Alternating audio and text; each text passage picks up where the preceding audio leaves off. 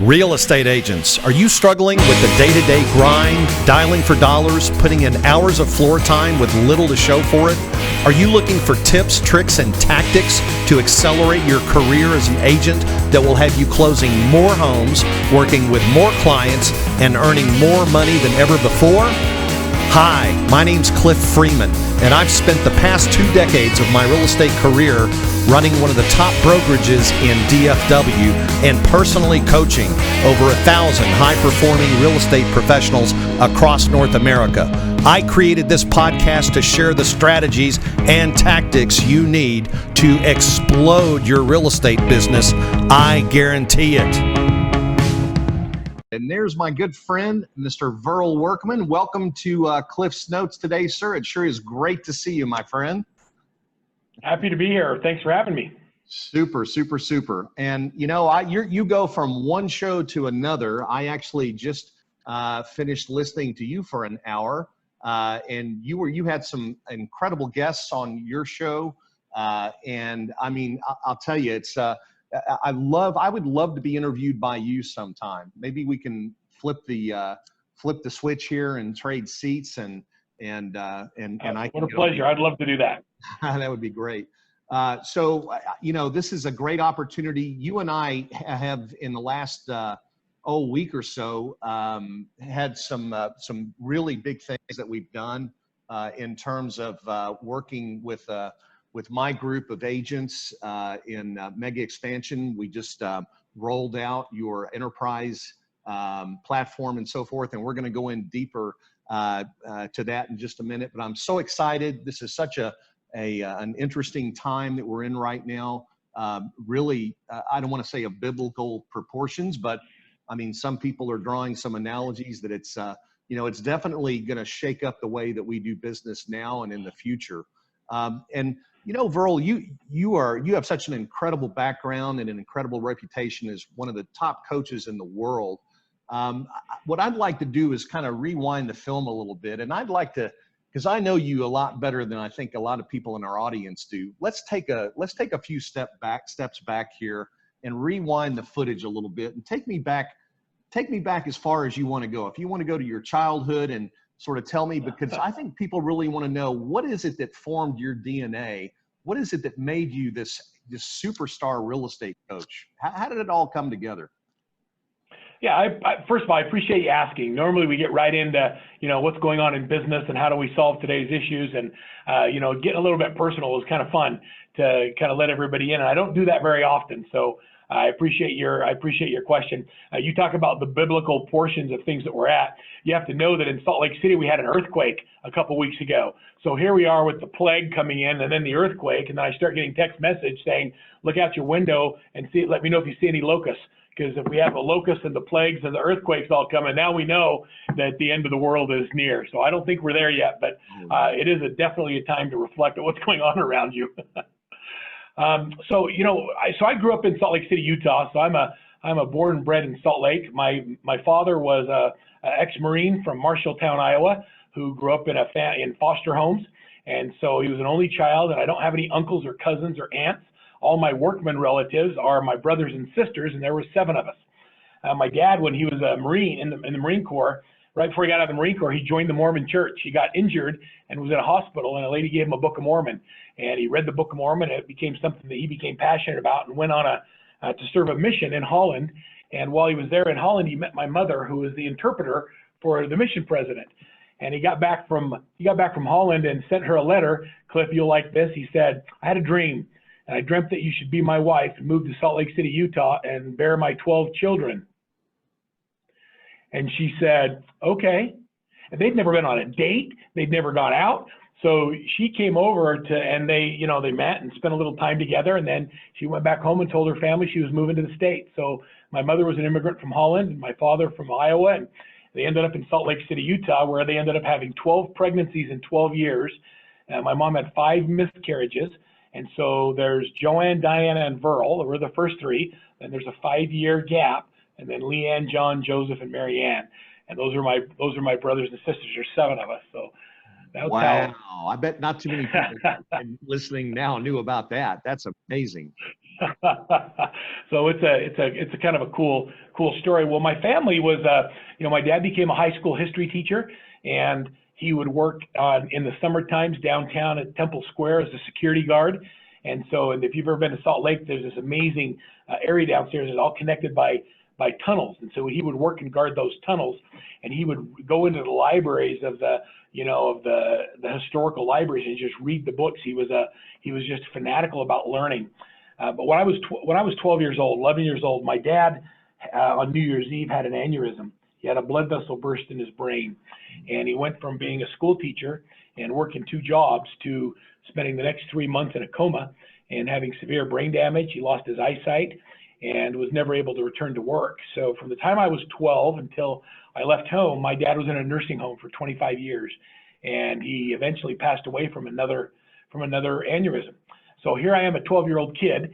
My dad, who was very strict, and we'd wake up every morning and he would yell "Reveille" down the stairs, and all 7 kids would march up, and we'd sit at the breakfast table and we'd read in our scriptures and write in our journals. And that was my daily life. I went from that to 0 supervision at all. My mom was at the hospital. She was a stay-at-home mom. Brothers and sisters were all running crazy. We were raising our little ones. As a school teacher, we didn't really have a lot of money. And so if I wanted money, I relied on the generosity of my friends' parents to put me on a baseball team, or I had to earn it myself. And we were very fortunate to live in a community that really buoyed our family up and took care of us. When everybody else was wearing button-fly jeans, I remember mine had zippers, and I wasn't the cool kid, but it didn't matter. I had jeans. So Wow. that was my childhood. So my first business, I think I had a neighbor that owned a candy company, and I talked him into letting me have bags of candy and get a little scale. And I got Ziploc bags, and I would go door to door selling hard rock candy to all the neighbors. And I would go back, and then he would weigh what he had left, and I would pay him for what he charged me, and I would make money. And so as an 11-year-old kid, I'm out there selling candy and started doing paper routes. By the time I was 14, I was working in a pizza place. They thought I was 16 making pizzas. And I've never really thought of when I look back at my childhood and how I grew up as a kid that just thought that's what life was. If you wanted something, you had to work for it. And so I worked, and I went and got it. My first real business, I was actually working for the guy that was about to be my father-in-law. And we were selling sunglasses to convenience stores. Now, Cliff, I haven't told you this story, but so he had invested in a toy company called Woody's Toys and bought a franchise, and then Woody's went out of business. And so he had to find different products so he could sell to all these accounts that he set up and go back and get a job. So he asked me to go in and help him. And so I would go out to convenience stores, and I would sell every non-food product you could have in a convenience store. And he paid me a little bit of money if I could get a new store, and I just killed it. I had every 7-Eleven, Maverick, Circle K, Independent. I had my sunglasses, lighters, pantyhose, Energizer batteries in every single store, and it just became a really fun opportunity. And so that was really how I cut my teeth on selling business to business, was just knocking on doors. I would load up my old Volvo, and I would fill it full of crap that I wanted to sell that day. I call it trinkets and trash. And then I would just drive down the road. And if there was a store I didn't have, I'd pull in and look at what they needed and say, I got some of that in my car. And we'd put it in their store and sell it. So that was my really first business, selling stuff. Wow, that's crazy. I mean, you really talk about a young age, and it was sales. I mean, sales has been in your blood for forever, Verl. I mean, that's insane. Yeah. Well, when was that 0 moment of truth about real estate? Tell us about that time. And I know you shared this with me over dinner, but I love hearing the story about how you found real estate. Yeah. So I had, in my early 20s, I had opened up a retail store selling satellite dishes. I was in college trying to figure out how to be in business, and decided I'd start a business while I was there. Never went back and finished school. And I opened up a store called Pro Satellite. And we would go out to people's houses, and there's a bigger story behind that, but we basically do listing presentations. I'd go out to your house, and I'd sit down with a husband and wife, and I'd say, what do you like to watch? And he'd say, I want sports. And she'd say, I don't want that ugly thing in the yard. So every sale was confrontational. And we were selling these big 10-foot systems. And I went to a bank and found a bank that would loan money on a 10-foot satellite system, and we could put a dish at your house for $49 down and $49 a month. So I started running little teeny classified ads that why pay for cable when you can have your own satellite for $49 down and $49 a month. And we became one of the largest satellite resellers in North America. And so during that time, I started listening to the people that would talk about the husbands and wives that were fighting over whether or not to get a satellite. And the wife would say, why can't we have something the whole family could enjoy? And I'd say, well, what do you have in mind? She'd say, well, something like a hot tub. And I heard that enough that I finally found a guy that would sell me hot tubs.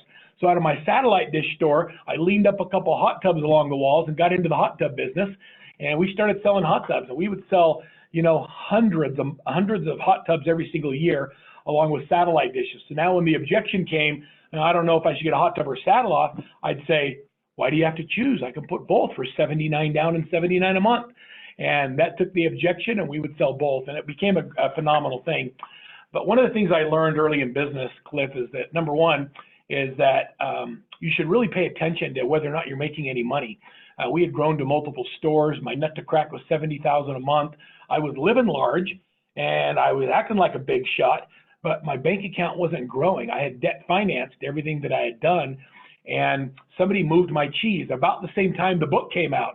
So about the time the book, Who Moved My Cheese, came out, somebody came out with an 18-inch satellite dish, and my margins went from $1,000 a sell to $68 that they wanted to make monthly payments on over 12 months. And it was physically impossible for me to stay in business and pay all of my bills when my margins went away. And so I went out of business. And during my going out of business sell, which I got to tell you lasted for 6 months, it was the best sell I ever had. I didn't want to stop because we were selling so much. I was bringing in TVs and stuff I didn't even sell, but I was bringing stuff in because this going out of business sell was great. Hey, I'll just give you, here's a marketing tip for all your listeners. The two best marketing messages I've ever done are free. Give something away free, people will just light you up. And the second is going out of business. And so if you hang up a going out of business sign, you're going to sell a lot of stuff. So those are my two best things. Anyway, so during my going out of business sell, a guy walks in the store and he says, I'm looking for a home theater. And I ended up selling him 7 $10,000 home theaters on the back of my going out of business flyer. And I ended up closing my stores, and I installed their systems and taught him how to use them all. And he ended up being a home builder. And he came to me one day and said, Verl, I really think you ought to think about selling houses. I go, I don't want to be a realtor. He says, come on, Verl, you need to think about it. I says, well, look, I don't have what it takes. I don't have big hair or a big car. And he laughed at that because that was my experience with realtors, is you had to have big hair and a big car in order to be a realtor. Sure. And after a little bit of a journey, he finally came to me and asked me what it would take to get me to come work for him. And look, I needed the money, and I was in a situation where I needed the help. And so he paid for my real estate school, put me on a salary, and within 6 months, I was a sales manager and doing a tremendous amount of business within his home selling company. I think my first quarter we sold 34 homes, and after that we never looked back. So that was my introduction into real estate, and I've been very successful in real estate, but it wasn't my thing that got me up in the morning. And when I had the opportunity to start sharing with others how to have success, I became addicted to the platform. It's like a sickness. I get up every day and I look for opportunities that I can do one-to-many. You know, selling houses is a very much a one-to-one business, and I love that aspect of it. But I love the environment. I don't know how to tell you this, but when there's, 5,000 people in a room and you're going up next after Zig Ziglar, there's this internal rush, this energy and emotion and fear and all of those things.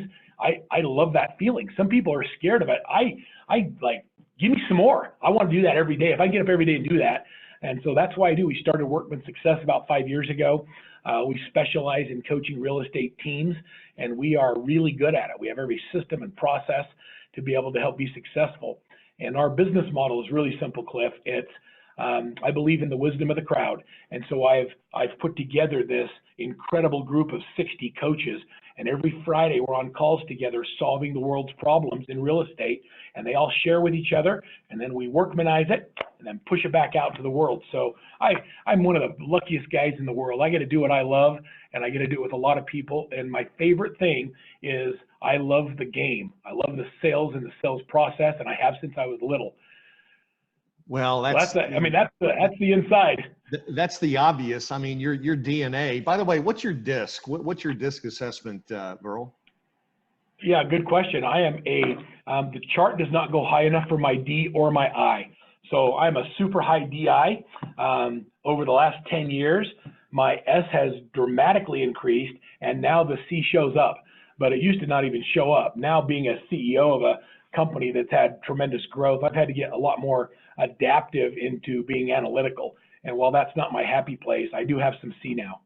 Sure, sure. And, you know, and the S, I mean, you really have a heart of service. And that's, you know, people who are high S remind me of, you know, people who really are out there to, you know, that really have a heart of service and are dedicated and so forth. And let me ask you this. By the way, that's just an incredible story about the, you know, the satellite dishes and then the builder and then just the, you know, serendipity. Maybe it's God's, you know, way of, you know, keeping you in line, just, you know, given you all these experiences so that you could, you know, cumulatively be, you know, sitting in the chair where you are there and helping so many people. But when you were growing up, Verl, who was really your hero? Well, my mother for sure. I mean, she raised 7 kids on her own, and she did a tremendous job. And so when I look at my heroes, I look at my mom. We lost her a couple years ago, and I miss her every day. So my mom is truly one of my great heroes. But I'll tell you, in business, I've had a couple. When I was a senior in high school, I joined the DECA Club.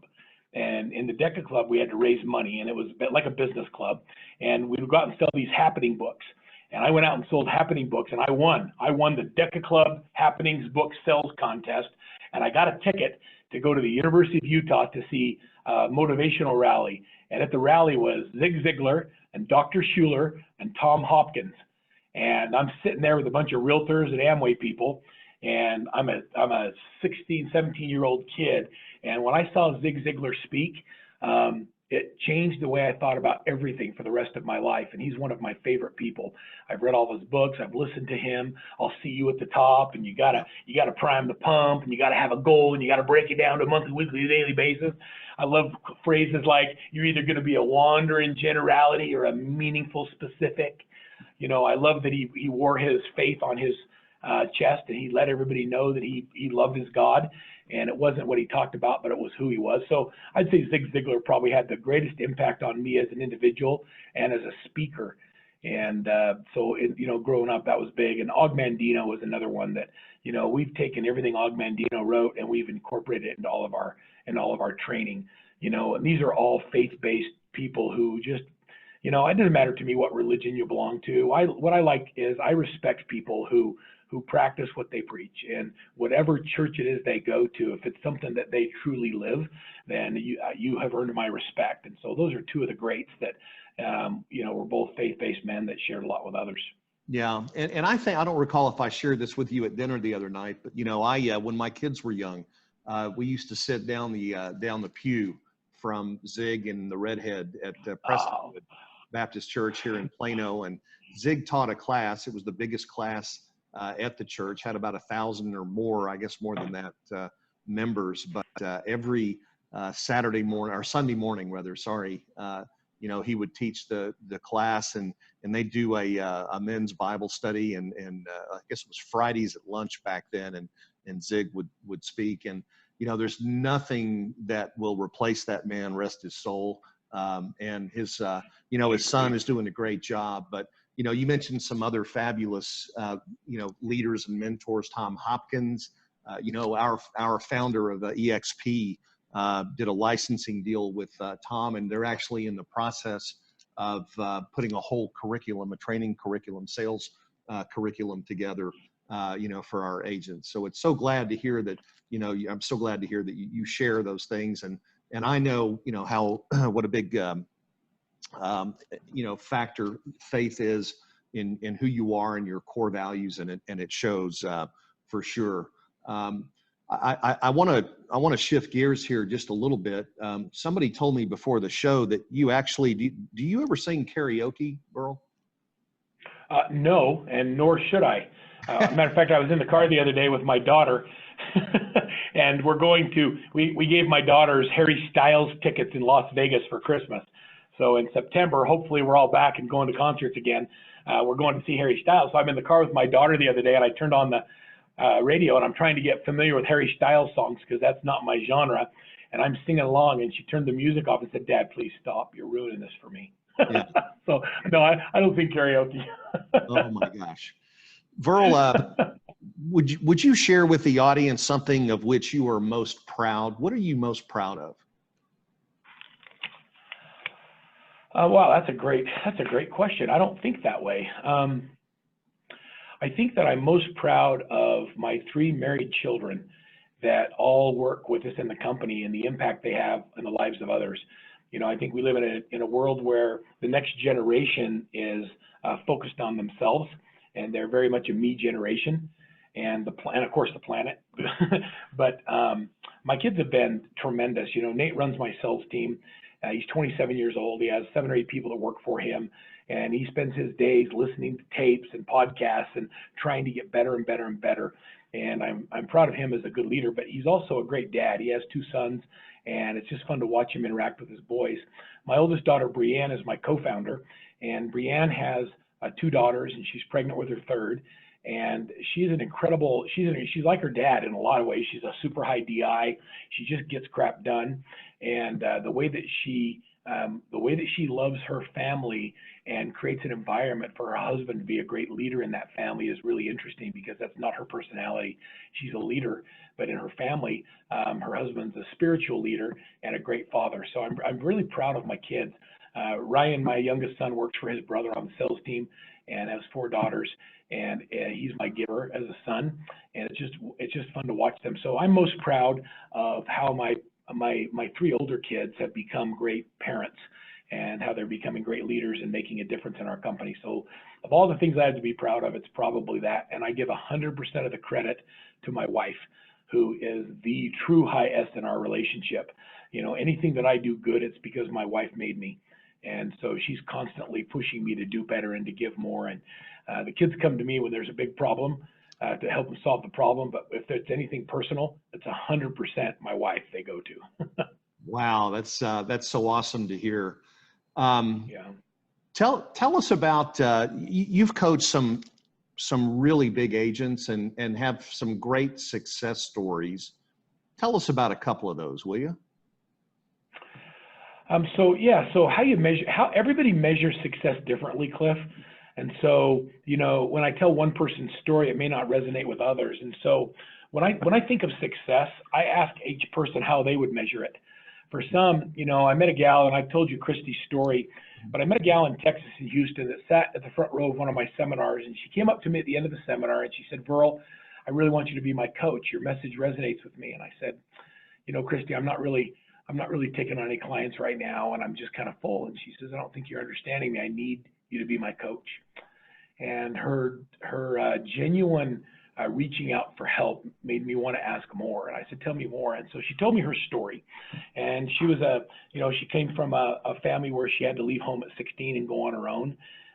She'd been in abusive relationships as a young lady and had 2 amazing sons.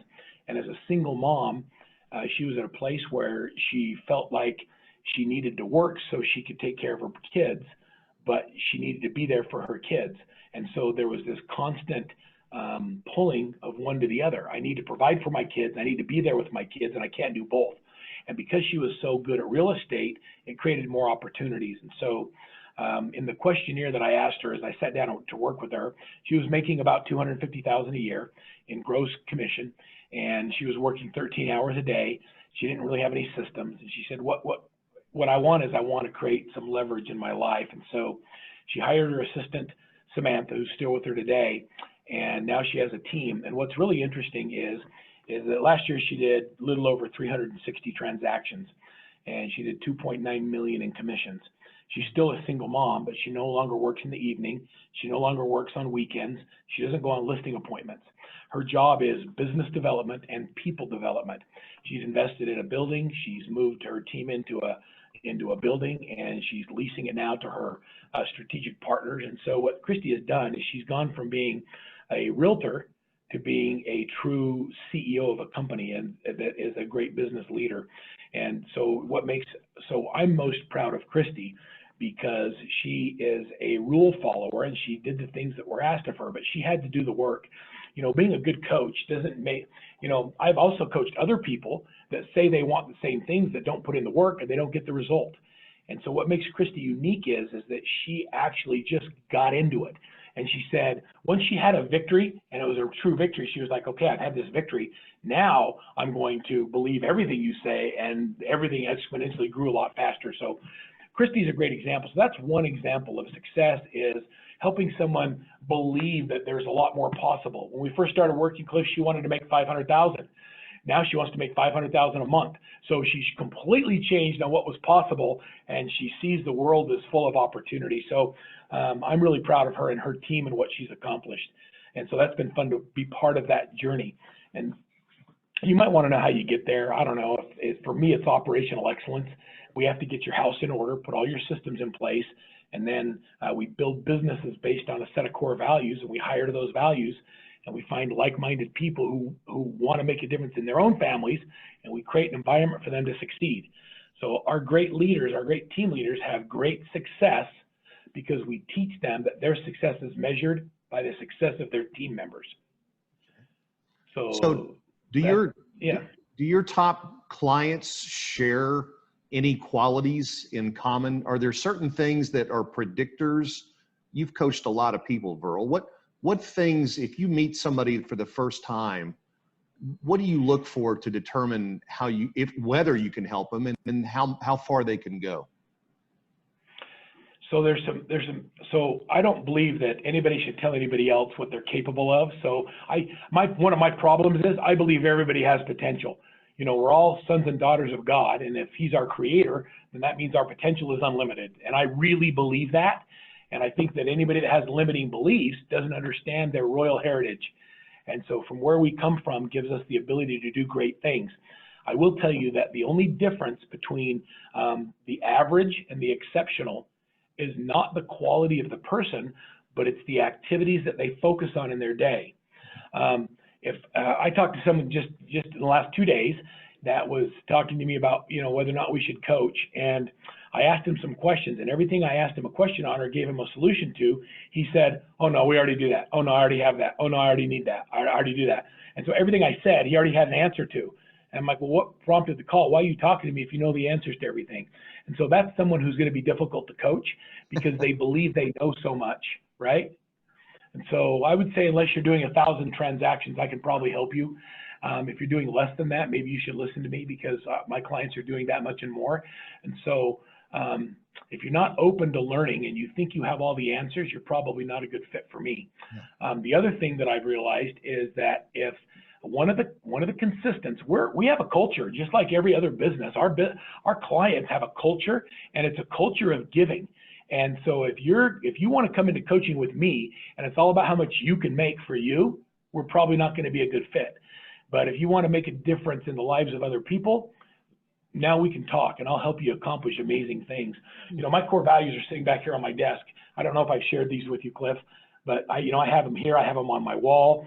So our core values as a company, and this is how I teach people to hire, is number one, choose to be happy. I think we have a choice to be happy, and I want to coach people that choose that. Communicate openly and honestly. Doesn't mean always be positive. It means you got to, if I got a zit on my forehead, you got to tell me that it looks bad. Yeah, I just want you to be honest. So I can't fix it unless you tell me there's a problem. Live with passion, integrity always, have and share vision, show gratitude, and we persist until we succeed. And so when we coach people, we share with them our core values, and one of them is we persist until we succeed, which means failure is not an option. And if you have the attitude that you really, really want to persist until you succeed, then roll up your sleeves, let's go to work, right? Those are the characteristics that I think matter. Is you got to be a giver, you got to not think that you have the answers to all the questions, because none of us do, and you have to be in alignment with our values. That's great. You know, on the other side of the coin, what about coaches? You've got 60 coaches there. How do you I mean, what sort of qualities in the coaches do you look for? And by the way, you don't have very much turnover in your coaching staff either, do you? No, no, hardly any at all. I'm trying to think, maybe over 5 years, we've maybe transitioned 1 or 2 coaches. And Wow. usually it's because they have life events happening in their life, or culturally they end up not being a good fit. So, if you're not culturally a good fit, or you have life events that happen, then we support them either way, and we create an environment that makes them easy to share their talents with others. Okay. So in order to be a coach, Cliff, the first thing with us is that you have to be coached. And so you have to be coachable. If you're not coachable yourself, you don't know how to create the environment for other people to grow. And so all of our coaches are all clients. We've all helped them grow, and they've gotten to their place in their own business and life where now they want to give back. And so our coaches will nominate their clients to be ready to be coaches. And then they have to go through an incredibly intense training process. I mean, literally calls every Friday, 3 days at a time, twice a year in Salt Lake City for intense coach training. We have a whole online training system of qualification. And once they go through that and they qualify, then they get a couple of starter clients, and we teach and mentor them and help them grow from there. So it's quite a process to become a coach. And our coaches, I don't believe any of them coach because they need the money. I think that almost all of our coaches coach because they love the network or the environment that they're in, where they're collaborating with all these great minds on how to be better at the business. And the other thing that I think has been a really interesting part of coaching is that when you talk to somebody like a Lee Tessier, who does 600 units a year and runs a phenomenal team, and you say, Lee, why do you coach? I mean, certainly he can't make enough money coaching to matter. He's got plenty of money. He says, it makes me be better at my own business.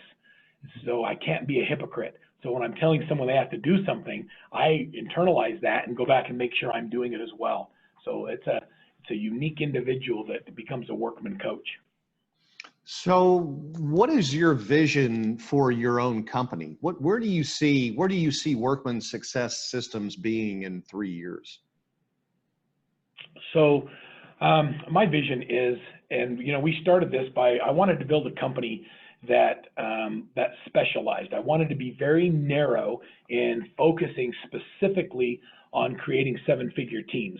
And we do that, and we do it pretty well. Right now, I think that we're the best kept secret in the industry. I think that that my competitors, and I have a lot of respect for people like Brian Buffini and Tom Ferry and Mike Ferry. These are pioneers in the coaching industry that have made tremendous amounts of impact on everybody. And so just for me personally, because I'm a competitor by nature, I just want to be number one. I want to serve more people, and I want to be able to continue to grow the company and let people know that I don't want to be the best kept secret anymore. We're helping hundreds of people, but there's 1.6 million realtors out there, and I want to find the top 10% and serve them and help them grow. I think that real estate's changing really fast, Cliff, and that there's tremendous amount of downward pressure on commissions, and yet the transaction's getting more and more complicated, which means that we have to do a higher level of business. We have to have more transactions to make the same kind of money we made even 3 years ago. And the only way to do that is to create leverage, and leverage comes in the form of people, human resources, and technology. And so I want to be the leader in helping people create leverage in their business and their life, so we can make a difference. So that's where I want to go. I don't believe there is a cap on where I want to head. I want to build a company that my children can continue to run long after I retire. Okay. You just mentioned some pretty big names in the coaching business: Mike Ferry, Tom Ferry, Brian Buffini. There are others that we could drop in there as well. What differentiates your coaching from others? I think everybody has kind of their lane. Everybody has their lane that they focus on. Brian Buffini I think he's the master at building relationships, right? Teaching the referral program on how to get referrals. He's really good at that. Tom Ferry's very technology savvy, and he's just massive, just a big machine that moves on. I don't think there's ever been a better trainer of sales training in the industry than Mike Ferry. Mike Ferry teaches scripts and dialogues and pounding the phones and, are you buying or are you lying? And what do you need to do to be successful? And so everybody kind of has their own niche. And each one of them are experts in that. What we do that's a little bit different is we teach that you should have 4 pillars of income, and that no single pillar should represent more than 25% of your business. And so let's say you're doing, 70 or 80 transactions a year, but 80% of them are from your sphere of influence. I'm going to teach you how to build out 3 other pillars that are equal to that, and will quadruple the size of your business. So we focus on 4 pillars of income, and we are huge on leverage. Like, I want you to do the things that give you the highest return on time, while others say, it should be all about you. I want our clients to be able to sell their businesses, not just walk away quietly into retirement. And in order to do that, the leader has to do fewer of the transactions. If you're doing more than 30% of the deals in your business, then your business really has no value. Because if you stop working, so does your business. It doesn't come in. So, our philosophy to us is we are more CEO focused, and we develop CEOs of companies rather than creating great jobs for people. And everybody has their niche, and I think they all do a good job. I love coaching people who have been coached by any of the ones that I just talked about, because I know they've got a good foundation for success, and we just build upon that. Okay. One of the things I heard you talking about recently when you were speaking of, people who are coachable and so forth, you mentioned the values assessment that goes along with the DISC assessment. And what I found interesting, and boy, there's a couple things you said today that really are resonating with me. And one of the things that you said was good clients tend to have higher regulatory interests than not. Can you talk a little bit about that and what you meant by that? Yeah, so in the DISC, there's a DISC assessment. There's also a motivators assessment. And in the motivators side, there's economic, aesthetic, political, regulatory. So there's things that we look at. Somebody that has a high aesthetic value that's way outside the norm, they really care how things look. My wife is like a 10 on aesthetic. Mine doesn't exist. She can envision what something's going to look like and create that. That's a gift. Regulatory is a rule follower, somebody who needs to be in compliance. They follow the rules. That's often consistent with someone who's a high C. If I have someone who's a low C and a low regulatory, that means they don't pay attention to details, and they're going to bend the rules to get what they want, especially if they're a high economic. And so I look at all of those things. So regulatory, the 2 things that happen is the DISC and the motivators, they don't measure work ethic, and they don't measure integrity, which I think are the 2 most critical ingredients for success. They're just indicators that tell how people might behave in certain situations. And when someone's a good on the rule follower, even if they're within the norm of being a rule follower, they're much more likely to follow coaching advice. If you have 0 on the regulatory and you're a maverick, a lot of times those people don't want to follow the rules. I was on a call earlier today with someone who said, and we actually had we were having a live discussion, like with your group when we met with your leaders. And she said, I said, okay, so she said, I do all the business I can. I don't want any more, and I don't want to add anybody else. And I said, great. You should totally be happy with the kind of business you have, and don't let anybody else tell you what you want. And she says, I capitalize on all the opportunities. I says, well, let me see. I said, how many listings did you do last year? She said, 60. I said, how many buyers? She said, 22. And I said, well, okay, so I track that on every team. And here's what I know. I know that for every listing you get, you should close 1.5 buy-side transactions. And so that means you took the easy buyers, but the ones that were harder, you let them go to someone else, hoping that another agent would give them better service. And so you should have done 90 buy-sides, and you did 22, which means you didn't do 68. With an average commission of $9,000, you left $612,000 on the table. Does your husband know? And she's going, so when you understand the numbers, if I can't tell you something because you know it all, but I have data that backs up what I'm teaching you, once you buy into the data, then you go, oh, there's a reason for that. How do I get there? So instead of saying, that's not the way I do it, if you get out of judgment, and like the great Howard Brent would say, you get into curiosity, hey, well, how can I do that? That makes somebody coachable. So how can I do that? I want that. How do I get that? Wow, Howard Brinton, man, I haven't heard that name in a while, but what an amazing legacy he left. Howard was something Yeah. else. All right, let's see if we can hit something timely and relevant here. I know there's a lot of agents out there that are watching right now that, you know, they're in a state of disarray. They're in a kind of the uncertain mode here, where maybe they're, you know, waiting for something to happen. Verl, I want you to lay some nuggets. I know you've got your own 4 critical things that agents should be doing right now. Speak to these agents who really are struggling with what to do, and perhaps some of them are even thinking about, is this the right business for them to be in? What kind of a word do you have for them? Well, my first word is gratitude. I love the business that we're in. We have so many opportunities to make such a difference in people's lives. You know, we don't make people buy and sell real estate. So, you know, being a great salesman doesn't really help you in real estate. You know, people are going to buy and sell regardless of whether or not you're the one that helps them.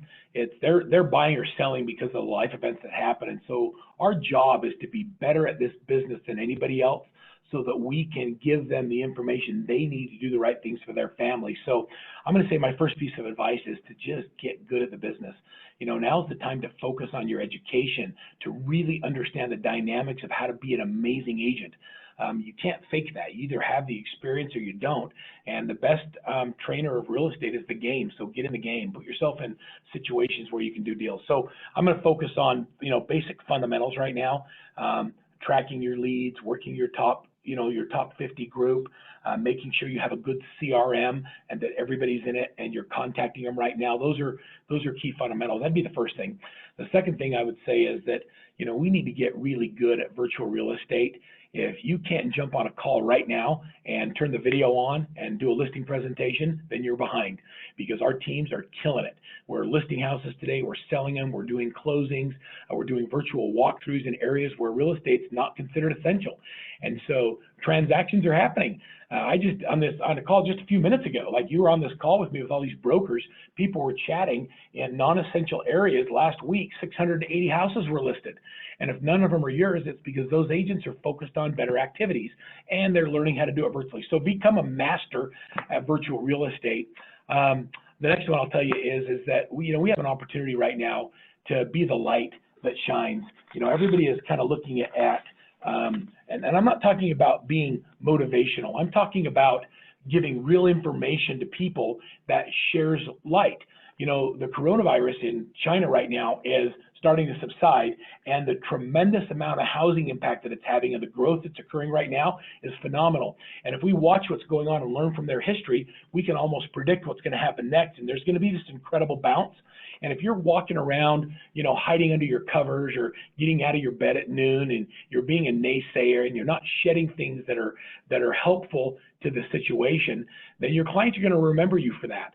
So now's your opportunity to be a light and to share good information that helps people understand that this is just a moment in time that's going to pass. As Og Mandino says, this too shall pass. And then the last thing of my 4 is to, you know, now's a great time to work on your physical and your mental well-being. I think I shared on your thing the other day, I'm working out every day. I got my hand exerciser, and if I get tired, then I'll work on the other one. I promise you, when I'm done, I'm going to have great forearms at the end of this pandemic. My abs may not have improved, but my forearms are going to be great. So do things that physically make you feel better and mentally help you get stronger and become great at virtual real estate. Be the light, work on the basics. And I believe that if you focus on those things, that when the bounce occurs, you'll be in a position to take advantage and be at the top of that curve. Now's not the time to shift or pivot. Now's the time to bounce. And I'm going to do everything I can to put my business in a position so that when the bounce occurs, nobody else is a player. We want to dominate. All right, let's go back to what you just said. You just said now is not the time to pivot. Now's the time to what? Prepare for the bounce. For the bounce. All right.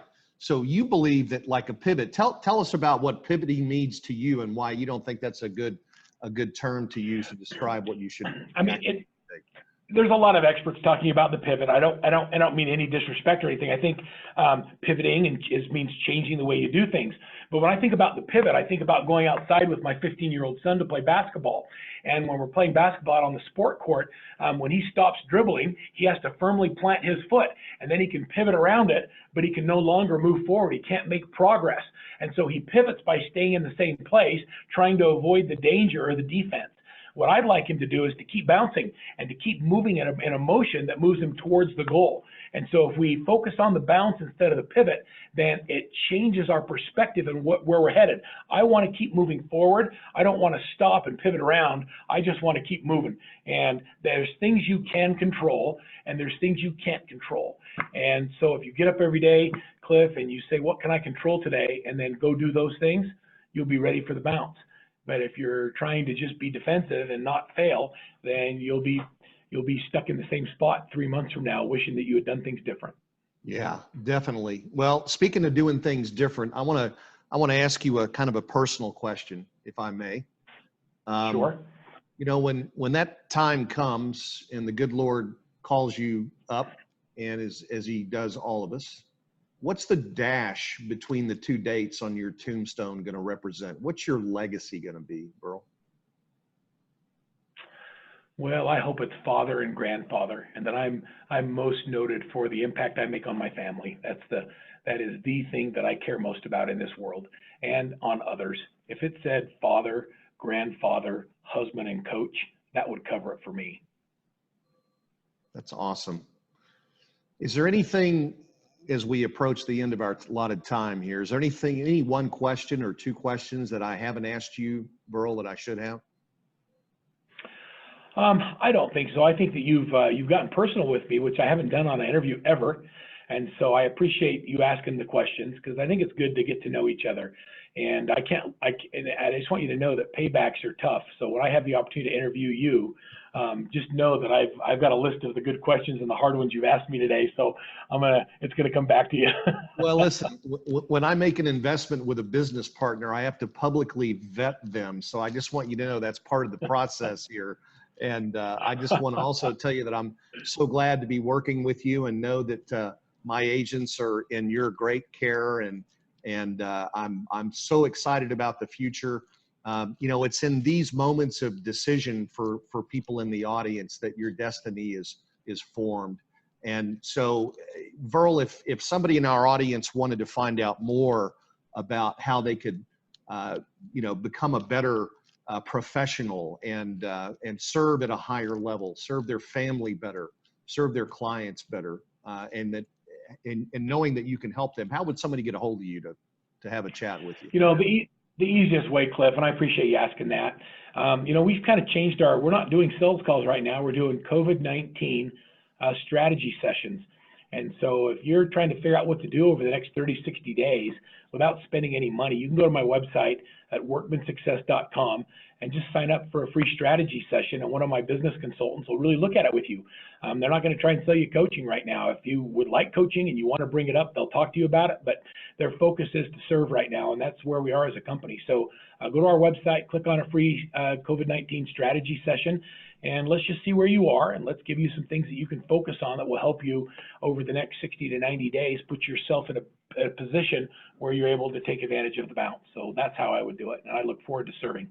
Well, that's so exciting to hear you say that. I mean, you are a true servant leader, and we really appreciate that. And Irene, if you're listening, if you wouldn't mind putting that link down in the comments under the Facebook post for us, that would be awesome. Well, Verl, I can't thank you enough for you know, working with us and being on the show today. And you've got such a wonderful organization. You know, it's an honor to be, you know, in business with you, is what I'll say. I mean, because that's what we are. We're in business to help, you know, a lot of agents right now. And I couldn't think of a better individual with your, you know, your core values. I think we're a great fit, and I'm just so excited to be, you know, be here with you today. And I hope that we can do this again, maybe in 6 months, once this virus blows through. We can have another call, and if you want to flip the chairs, we can do that as well. But I'm sure excited for the future, and again, just thank you so much for being here today. Thank you for having me, and thank you for being such a great leader and sharing me with your great audience. And I'm anticipating great things together as well. So thank you, everybody, and I look forward to talking to you. All right, ladies and gentlemen, you guys stay safe, get coronavirus free.